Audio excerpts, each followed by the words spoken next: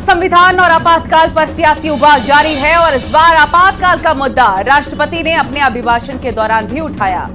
उन्होंने आपातकाल का जिक्र करते हुए कहा कि 25 जून 1975 को लागू हुई इमरजेंसी संविधान पर बड़े और सीधे हमले का काला अध्याय था।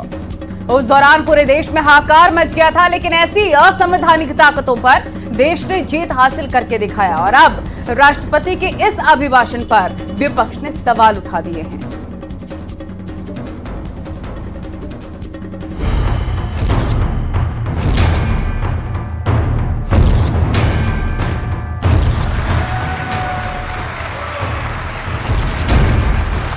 जून 1975 को लागू हुआ आपातकाल संविधान पर सीधे हमले का सबसे बड़ा और काला अध्याय था।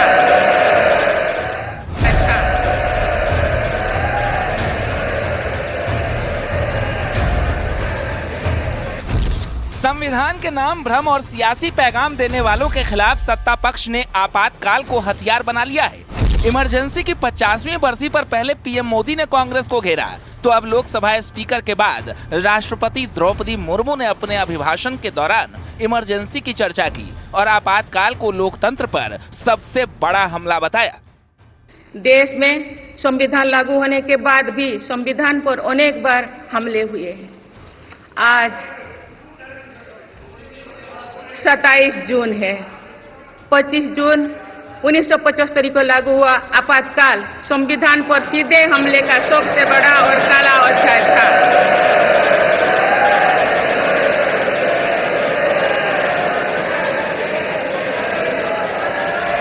तो पूरे देश में हाहाकार मच गया था, लेकिन ऐसी असंवैधानिक ताकतों पर देश ने विजय प्राप्त करके दिखाया, क्योंकि भारत के मूल में गणतंत्र की परंपराएं रही है।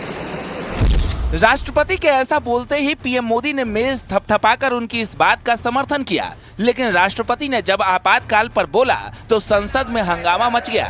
हर तरफ विपक्ष के हंगामे की आवाज गूंजने लगी।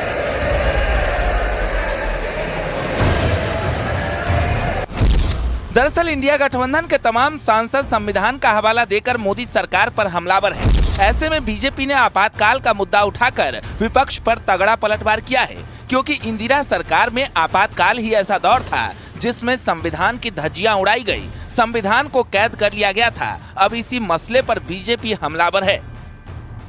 मोदी जी, जो तुमने अघोषित इमरजेंसी लगा रखी है, पहले इसका जिक्र करो।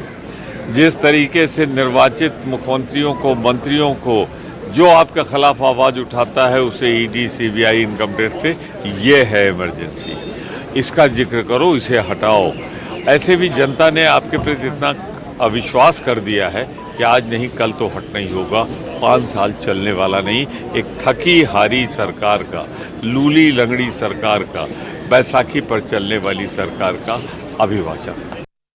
जिस गठबंधन के अंदर कांग्रेस पार्टी हो और जिस कांग्रेस पार्टी गठबंधन के अंदर समाजवादी पार्टी हो, आरजेडी हो या अन्य वैसी पार्टियां, जो देश के अंदर संविधान को किस तरह से खत्म किया गया, उसका सीधा साधा 1975 को लोग याद करते हैं। श्रीमती गांधी ने जिस ढंग से भारत के संविधान को, बाबा साहेब अम्बेडकर के संविधान को चकनाचूर करने का काम किया।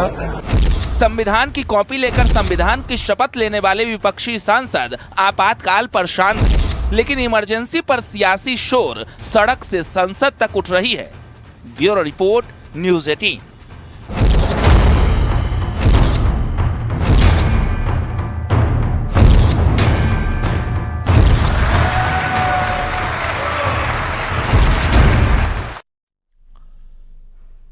कल राष्ट्रपति के भाषण पर चर्चा होगी। लोकसभा में अनुराग ठाकुर करेंगे चर्चा की शुरुआत। राज्यसभा में सुधांशु त्रिवेदी करेंगे चर्चा की शुरुआत।